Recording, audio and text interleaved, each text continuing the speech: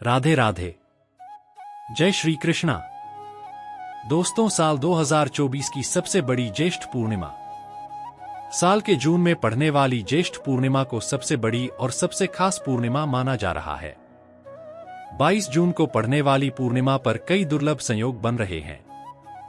ऐसे में इन दो जगहों पर चुपचाप 2 दीपक जलाकर छोड़ दें, इससे मृत्युदंड, पितृदोष, महाकाल सर्प दोष, नजर दोष, शनि दोष, राहु दोष सब कुछ होगा खत्म। किस्मत पर लग जाएंगे 4 चांद, महालक्ष्मी दौड़ी दौड़ी चली आएंगी, कंगाल भी हो जाएंगे धनी। दोस्तों, आज हम आपको बताएंगे दीपक जलाने के कितनी ज्यादा फायदे आपको अपने जीवन में मिलते हैं और किस प्रकार आपको दीपक जलाना चाहिए, कौन सी दिशा में, जिससे आप बहुत ज्यादा तरक्की प्राप्त कर सकें और अपने जीवन में सभी बाधाओं को खत्म कर सके। सबसे पहली बात तो आपको ध्यान में रखनी चाहिए कि अपने घर के मंदिर में रोजाना ही आपको दीपक जलाना चाहिए। कभी भी ऐसा नहीं होना चाहिए कि आपने दीपक ना जलाया हो, क्योंकि घर के मंदिर में रोजाना दीपक जलाना बहुत ही जरूरी होता है। इसी से आपके घर से सभी नेगेटिव एनर्जी बाहर निकलती है।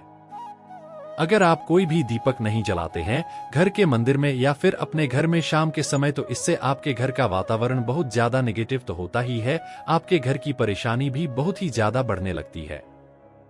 घर का मुखिया होता है, उसे बहुत ज्यादा ही मेहनत करनी पड़ती है। इसकी वजह से परेशानी, डिप्रेशन और टेंशन में घर का मुखिया पहुंच जाता है। शाम का समय हिंदू धर्म में बहुत ही ज्यादा महत्वपूर्ण माना जाता है और जो लोग शाम के समय कभी भी घी का दीपक या फिर तेल का दीपक अपने घर में नहीं जलाते हैं, तो उनके घर में हमेशा ही मुसीबत बनी रहती है। यानी कि एक मुसीबत से निकलते हैं तो दूर मुसीबत में उससे पहले ही फंस जाती है और हमेशा ही धन की समस्याएं, परेशानियां बढ़ती रहती है। उनके जो बच्चे होते हैं वह भी उनके खिलाफ होने लगते हैं, उनका कहना बिल्कुल भी नहीं मानते हैं। इसी तरह से घर का पूरा माहौल ही दुखपूर्ण होने लगता है। काफी लोग इन चीजों को मानते भी हैं, लेकिन जानते हुए भी उपाय नहीं कर पाते हैं और भूल जाते हैं। उन्हें इन चीजों से होने वाले नुकसान के बारे में पता नहीं होता है। इसीलिए रोजा आपको एक घी का दीपक या फिर तेल का दीपक जलाना बहुत ही जरूरी होता है। अगर आप नहीं जला सकते हैं तो कोई और व्यक्ति भी आपके घर में दीपक जला सकता है, लेकिन रोजाना दीपक जलाना बहुत ही जरूरी होता है। इसी से आपकी सभी नेगेटिव एनर्जी आपके घर से हमेशा बाहर रहती है। दोस्तों, शाम का समय ऐसा होता है जिस समय नकारात्मक ऊर्जाएं बहुत ही ज्यादा प्रबल होती है और आपके घर में प्रवेश कर जाती है। ऐसे में अगर आप घर में या घर के मंदिर में दीपक नहीं जलाते हैं तो नेगेटिव एनर्जी आपको बहुत ही ज्यादा परेशान करती है, आपके सभी काम बिगड़ने लगती है। जिस समय सूरज डूब जाता है उसी समय यह नेगेटिव एनर्जी बहुत ही ज्यादा प्रबल हो जाती है। उसी समय आपको मुंह हाथ पैर धोकर दीपक जलाना चाहिए। अगर आप खुद नहीं कर सकते हैं तो कोई और व्यक्ति भी आपके लिए ऐसा कर सकता है। दोस्तों, अब जिस घर में बहुत सारे लोग बीमार रहते हैं या फिर बीमारी कभी भी ठीक नहीं होती है, तो यह भी एक संकेत होता है कि आपके घर में बहुत ही ज्यादा नकारात्मक ऊर्जाएं हैं जो परेशानियों को, बीमारियों को, मुसीबतों को बहुत ही ज्यादा बढ़ा रही है। इन सभी चीजों को खत्म करने के लिए आपको अपने घर में जब सूरज ढल जाता है तो उस समय घी का दीपक या फिर सरसों के तेल का या फिर तिल के तेल का दीपक भी पूर्व दिशा में आप जला सकते हैं। लेकिन रोजाना इन चीजों को करना बहुत ही जरूरी है, तभी आपको इसके लाभ मिल पाती है।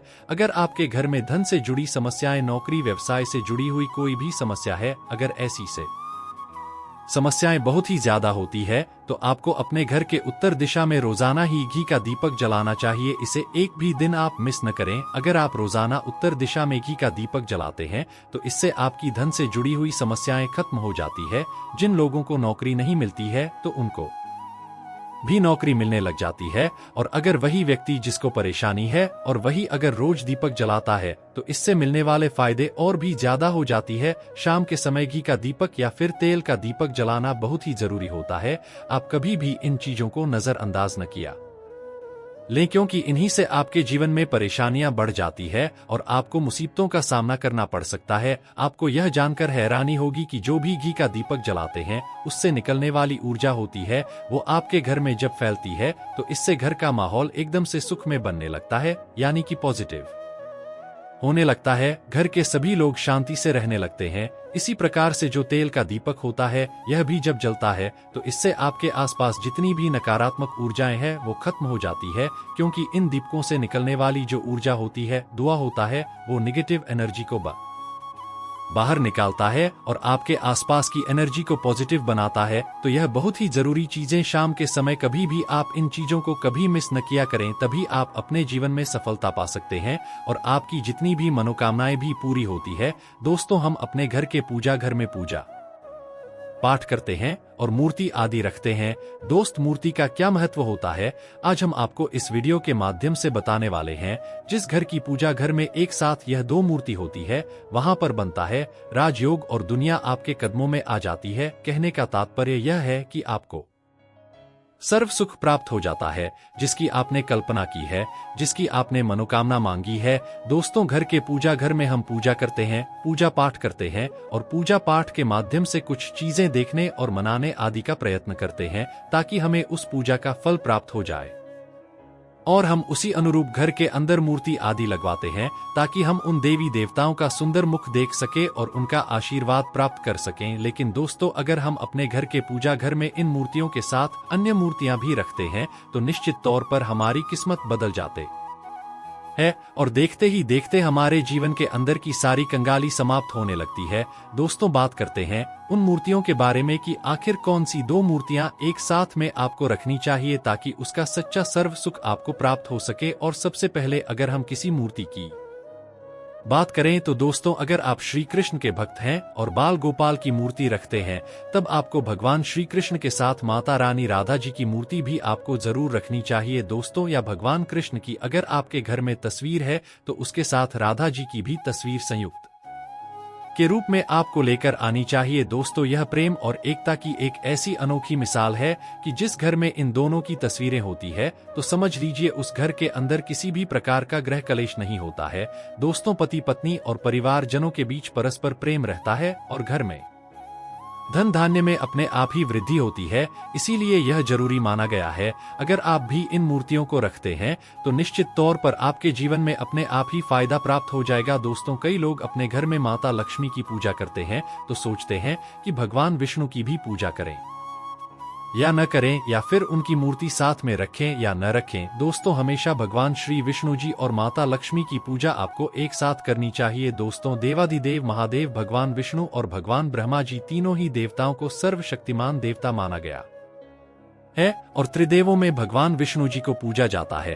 तो अगर आप अपने घर के पूजा घर में लक्ष्मी नारायण जी की संयुक्त रूप में पूजा करते हैं, तो निश्चित तौर पर आपके घर में दिन दुगनी रात चौगुनी वृद्धि देखने को मिलती है। दोस्तों, इसीलिए आप भगवान विष्णु जी के साथ माता लक्ष्मी जी की पूजा करें। अगर माता लक्ष्मी की अकेली तस्वीर है, तो आपको उनके बाएं तरफ भगवान श्री गणेश और भगवान श्री कुबेर जी की मूर्ति या तस्वीर अपने घर के मंदिर में जरूर लगानी चाहिए। अगर आप माता लक्ष्मी जी के बाएं तरफ भगवान श्री गणेश जी की मूर्ति लगाते हैं या तस्वीर लगाते हैं, तो आप को निश्चित तौर पर लाभ प्राप्त होता है और देखते ही देखते आपके जीवन के अंदर की कंगाली समाप्त होने लगती है और धन प्राप्ति के लिए आपको लक्ष्मी गणेश जी की संयुक्त रूप से पूजा करनी चाहिए। माना जाता है माता लक्ष्मी धन देती है, तो भगवान श्री गणेश रिद्धि सिद्धि का भंडार और वृद्धि का बिल करते हैं। इसी वजह से इनकी पूजा बहुत जरूरी मानी गई है। दोस्तों, कई लोग पूछते हैं कि अपने घर में हनुमान जी की तस्वीर या मूर्ति रखी या न रखें, या उनकी पूजा करें या न करें। दोस्तों, आपको निश्चित तौर पर हनुमान जी की अन्य देवी देवताओं के साथ में भी आप मूर्ति या तस्वीर रख सकते हैं। किसी प्रकार की कोई दो राय नहीं है कि आपके ऊपर हनुमान जी क्रोधित होंगे या नहीं होंगी। दोस्तों, इसके अलावा आप प्रभु श्री राम की तस्वीर भी अपने घर के पूजा घर में रखते हैं, तो आप हनुमान जी की तस्वीर रखें या न रखें, हनुमान जी के निर्मित किसी भी प्रकार की पूजा पाठ करना हो तो आप प्रभु श्री राम से कहीं दो, तो भगवान श्री राम के प्रिय भक्त हनुमान जी हैं और निश्चित तौर पर आपको उतना ही आशीर्वाद प्राप्त होता है जितना कि आपको हनुमान जी की मूर्ति या तस्वीर का पूजन करने से होता है। या फिर आप क्या करें, श्री राम दरबार की तस्वीर अपने घर में लेकर आए और शरीर दरबार की तस्वीर का पूजन करें, या उनकी मूर्ति या उनके किसी प्रकार की कोई चीज आपके पास है तो आप उनका पूजन करें। इसमें सारे देवी देवताओं को आपको आशीर्वाद प्राप्त हो जाता है। हनुमान जी से लेकर माता सीता, भगवान श्री राम और अन्य देवी देवताओं का भी आशीर्वाद आपको प्राप्त हो जाता है। तो निश्चित तौर पर अपने घर के पूजा घर में एक साथ आप यह तस्वीर रख सकते हैं। आपके जीवन में राजयोग की प्राप्ति हो जाती है। दोस्तों, इसी तरह अगर आप अपने घर के पूजा घर में या किसी अन्य स्थान पर अगर कोई तस्वीर रखना चाहते हैं और उसे लगाकर अपने घर में लाभ प्राप्त करना चाहते हैं, तो अपने घर में या पूजा घर में आपको निश्चित तौर पर त्रिदेवों की तस्वीरें या मूर्ति एक ही स्थान पर लाकर जरूर रखनी चाहिए। ब्रह्मा, विष्णु और महेश, इन तीनों की संयुक्त रूप से इनकी एक साथ तस्वीर अपने घर के मंदिर में या अपने घर में कहीं भी लाकर रख देनी चाहिए। माना जाता है कि इन तीनों देवताओं के एक साथ दर्शन करने मात्र से हमारे बड़े से बड़े भीगने और बड़े से बड़े कष्ट ऐसे ही समाप्त हो जाते हैं। इसी वजह से इन तीनों की एक साथ में तस्वीर या मूर्ति लाकर आपको पूजा जरूर करनी चाहिए। दोस्तों, अब बात करते हैं कि कुछ ऐसी तस्वीरें होती है या ऐसी मूर्तियां होती है जिनको आपको अपने घर के पूजा घर में स्थान ही नहीं देना चाहिए। अगर आपने इन तस्वीर या मूर्ति को अपने घर के पूजा घर में स्थान दिया है तो समझ लीजिए कि आपको कंगाली का सामना करना पड़ेगा या फिर देवी देवताओं के क्रोध का सामना करना पड़ेगा। दोस्तों, और एक बात बता दें कि मंदिर में कभी भी विषम संख्या में गणेश जी की मूर्तियां न रखें, जैसे कि 1, 3 या 5 ऐसे रखना अशुभ माना जाता है। 2 मूर्तियों को एक साथ रखना शुभ माना गया है। अगर आप सिर्फ गणेश जी की मूर्ति रखते हैं तो इसके अलावा किसी भी प्रकार की मूर्ति आपको नहीं रखनी चाहिए। दोस्तों, इन्हें स्थापित करते वक्त ध्यान दें कि गणेश जी का चेहरा हमेशा घर के मुख्य दरवाजे की तरफ होना चाहिए ताकि आपको अच्छे और सच्चे धन लाभ की प्राप्ति हो। और इस बात का ध्यान रखें कि घर में अंगूठे से बड़े आकार का शिवलिंग आपको भूलकर भी नहीं रखना चाहिए। हमेशा एक छोटा सा शिवलिंग रखें और इससे ज्यादा शिवलिंग आपको नहीं रखना चाहिए। दोस्त, वैसे तो आपको अपने घर में शिवलिंग रखना ही नहीं चाहिए, उसके बाद भी अगर आप रखते हैं तो अंगूठे के आकार से बड़ा शिवलिंग आपको नहीं रखना चाहिए। आप छोटा शिवलिंग रख दें और ध्यान रखें कि एक से ज्यादा शिवलिंग आपको भूलकर भी नहीं रखने हैं। घर में अगर आप शिवलिंग रखते हैं तो शिवलिंग के ऊपर आपको तुलसी भूलकर भी अर्पित नहीं करना चाहिए। अगर आपने शिवलिंग रख लिया है और उस पर तुलसी अर्पण कर दी है तो देवी देवताओं के क्रोध का आपको सामना करना पड़ेगा। दोस्तों, मंदिर में हमेशा अगर आप हनुमान जी की तस्वीर रखना चाहते हैं, आप हनुमान जी के अनन्य भक्त हैं, तो बैठे हुए हनुमान जी की मूर्ति ही रखें। बजरंग बली रुद्र भगवान शिव के अवतार हैं, इसीलिए उनके भी शिवलिंग की तरह ही मूर्ति रखी। साथ ही जो पति पत्नी होते हैं, वैवाहिक जीवन आपने ने स्टार्ट किया है तो हनुमान जी की मूर्ति या तस्वीर अपने कमरे में, अपने बेडरूम में आपको भूलकर भी नहीं रखनी चाहिए, अन्यथा आपको आपके जीवन में कई प्रकार के दोषों का सामना करना पड़ता है। दोस्तों, हनुमान जी ब्रह्मचारी है तो इस बात का आपको ध्यान रखना चाहिए। दोस्तों, राधा कृष्ण की मूर्तियां अगर आप जैसे अपने शयन कक्ष में सोते हैं और वह आपके बेड के सामने की तरफ रखी है कि जैसे कि आप सुबह उठे और आपको उठते ही पहले उनके दर्शन हो जाएं तो समझ लीजिए कि आपका जीवन मालामाल होने वाला है।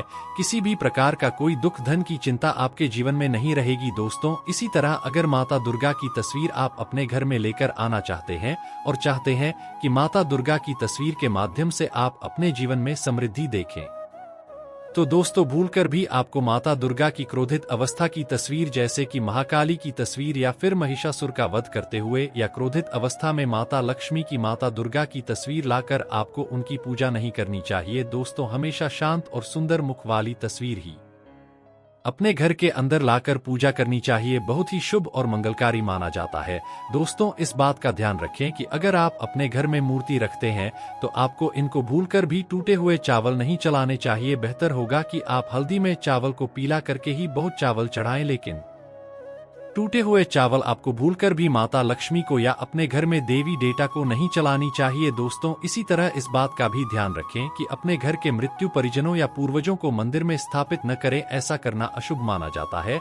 और अगर आप ऐसा लगातार कर रहे हैं तो निश्चित तौर पर आपके पड़ी बार के ऊपर दोष लग सकता है और पितरों का भी दोष लग सकता है। पितरों की पूजा एक अलग स्थान पर की जाती है, घर के मंदिर में उनको स्थापित नहीं किया जाता है। दोस्तों, इसी तरह भगवान भैरव की तस्वीर या भगवान शनिदेव की, राहु केतु के इस प्रकार की तस्वीरें अपने घर में ही नहीं लेनी चाहिए। प्रतीकात्मक रूप से आप घर के पानी रखने के स्थान पर उनकी पूजा कर सकते हैं, क्योंकि इनकी साधना तंत्र मंत्र और विशेष महत्व द्वारा की जाती है। घर के अंदर आप ऐसे ही इनकी पूजा पाठ आप नहीं कर सकते हैं। इनकी पूजा पाठ में अगर किसी प्रकार की कमी रह जाती है तो उनको बहुत ज्यादा क्रोध आ जाता है, इनके क्रोध का आपको सामना करना पड़ता है।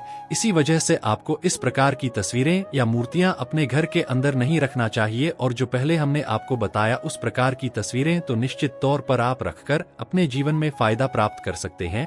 दोस्तों, अगर आप भगवान शिव से प्यार करते हैं तो कमेंट बॉक्स में लिखें।